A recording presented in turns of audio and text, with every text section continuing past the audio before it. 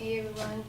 So the main claim I'm responding to is digital technology has a harmful impact on humans. The advocate secondary claims are: first, technology is limiting human capability; second, digital technology negatively affects human relationships; third, digital technology is dangerous distraction to human beings, raising risk to mortality. So, in response to the first secondary claim that digital technology is limiting human capability, the secondary claim is this secondary claim is supported by some claim that digital technology is replacing people's job, which can be which can be treated as a single topic too, but is also working here with the secondary claim. The evidence used to support this claim is from MSN, which is actually a web portal and has like a related collection of internet services. It's almost just like Wikipedia. The arguer has used a slide presentation on 21 jobs where robots are already replacing humans from this site. The presentation has no author or the person who posted the slide on the website. So this piece of information is not credible source. It's not a credible source. The arguer uses examples to support her point that digital technology is limiting human capabilities. She states that that in Nestle they are using pepper robots to serve coffee. And the second one she uses is Nightscope K5 monitor. It monitors the surrounding and helps stop crime. The arguer has used like these examples to support her point. Well, in response to this, according to Nightscope company itself, they say absolutely not. There always be a need for human security guards to do the strategic work. Our DMS simply provide them with relevant real-time information, thus extending the human security guards' awareness and following them to make more appropriate decisions. This is what they call the ultimate combination. So this example is clearly working against the point the arguer stated. As for Nestle uses, that's what the arguer stated, that they use pepper robots. But according to Nestle's official site, it says that Nestle will soon be using a robot to sell Nescafe machines as part of its ongoing effort to enhance brand engagement with consumers in Nescafe. But this data is from 2014. After this, there is no data or a press release that says the company is using the robots. The response to the second claim that digital technology is negatively affecting human relationships. So this claim is the arguer has supported this claim by saying that inability to create social skills and face-to-face interactions, and also cyberbullying. The evidence to support this claim is from UCLA Newsroom and Digital Trends. The information here from Newsroom and the study that is on cyberbullying is all generalized and is like opinion-based. The arguer states that digital technology is harmful to human relationships. The evidence states that not using digital technology is good for people. However, according to Adam, he's a PhD and he has a PhD and MHD and associate professor of neurology in University of California, says that smartphones, tablets, computer and gadgets have an impact on our body, even if you're dealing with irrelevant information. Researchers are conflicted so far about whether the effects of media are good or bad. They do not agree that it's changing how we think, but no one's mentioned that it's bad. As for cyberbullying, the arguer has provided statistics from Digital Label. The arguer stated that the platforms that are most common places where cyberbullying is harmful. According to stopbullying.government, with the prevalence of social media and digital forms, comments, photos, and posted, an individual can often be viewed by strangers. The content an individual shares online is both personal and content that they share is like public records are viewed by other people as well. So the public records can be thought of as an online reputation, which may be accessible to schools, employees, colleagues, and other who may be researching an individual now or in the future. Cyberbullying can harm the online reputation for everyone involved, not just the person being bullied, but those doing the bullying or participating in it. And this affects human relationships. The third claim stated by the arguer was that digital technology is dangerous distraction to human beings, raising a risk to mortality. The arguer has supported the claims by saying that cell phones increase the human death rates by distracting drivers, and cell phone creates traffic hazard. Both of these subclaims are using one thing to prove a point, which is cell phones.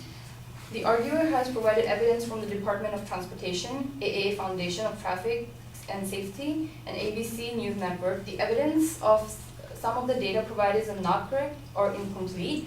The arguer provided evidence that 2,600 deaths are the result of distracted drivers from using cell phones in the US, but more than 3,000 people are killed on US roads every day in distracted driving crashes, according to the federal government reports. Also, the arguer provided data from the percentage of pedestrians killed using cell phones. The data states that cell phone has risen from less than 1% in 2004 to more than 3.5% in 2010. But the initial and the final numbers are not provided. So according to Governors High Safety Association, the new evidence of 2000 report says that nearly 6,000 pedestrians were struck and killed by motor vehicles. This number mirrors 2006 as well. Total pedestrians death in 2016, both traffic and non-traffic related, were 7,330 according to injury facts. So at last, I just want to say that the arguer has provided some claims that do support the topic, the main claim, but the evidence is somewhere short or is incorrect.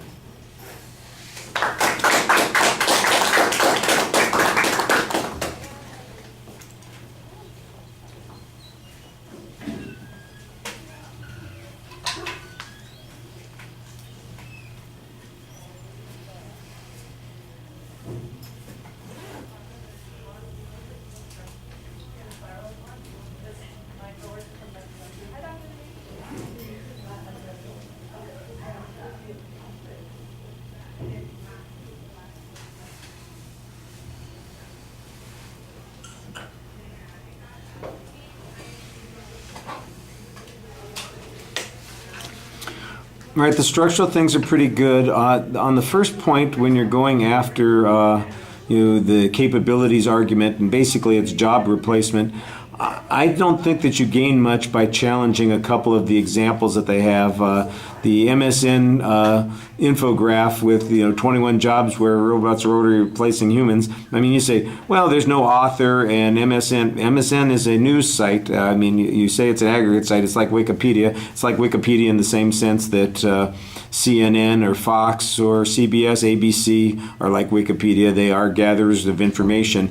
I don't think that there's a likelihood that they are going to report information that's not particularly accurate. And I don't think there's probably a lot of dispute that automation is going to replace a number of jobs. So I don't know that you get that much by making a press on that. The same sort of thing occurs later on when you're talking about Nestle and you say, oh, well, they were talking about this in 2004. There's no follow-up. I'm going, well, yeah, that part is true, but does that really undermine the belief that technology is going to be replacing jobs in the future? And maybe they don't have anything specific in the Nestle situation, but it doesn't seem to me like it's an unreasonable inference to be making. So having put in all that energy on criticizing those particular points, I don't really think that you score much when it comes to diminishing the advocate's argument. On the human relations issue, I think that you kind of get sidetracked a little bit on a couple of things. The piece of evidence that you have that says that we can't really tell if it's good or bad in the long run. I don't know that that helps you very much. It sounds like there's ambiguity. That's why we're having an argument in the first place. So what evidence is there that it's in long run good? You don't provide any of that evidence. The advocate provided some evidence that suggests that there are negative consequences. I think you need to cope with that a little bit more effectively. The cyberbullying issue, I don't know exactly what you're getting out of this argument. As you develop it, you present some claims and information on this point. You ask a couple of questions, but in the long run, is this something that is hurting human relations, or is it no different than what's existed in the past? I think maybe that's the key issue to be asking about, and I don't think anything that you provided answers that particular question. And then again, nicely organized, you do respond to the advocate's points on the distraction issue, but we're back to the same sort of point here. There's some picking at the statistics that are being presented, but I don't know that you've helped yourself by any of that. There's one place where you suggest that there are 3,000 people being killed a day on the highways as a result of distractions, and I know that that's not in the United States. Maybe worldwide that's a possibility, but even then that seems like a heck of a lot. I'd have to do the math in my head to figure out how many people are croaking every year as a result of that, but I know it's a hell of a lot more than we have dying on the nation's highways here in the U.S. annually. So I think there's some confusion over the numbers. But even then, it basically just confirms that people are dying as a result of distraction. The question is whether or not this is something that is unique or different. Is it something that's a problem that's gotten substantially worse? I don't know that you have any way of coming to grips with that, and I think that you kind of acknowledge that at the end, suggesting, well, yeah, some of this stuff does support the position. I think we're back to the same situation. The evidence, Dr. Heath, I think is the name that you were using, says that we can't yet conclude whether it's good or bad in the long run. You need to give us some reason to think that it's good in the long run, because all we're talking about is what's been bad, and all your responses are just about, well, how bad it is. That's about as close as we get to some conflict on this. All right, thank you.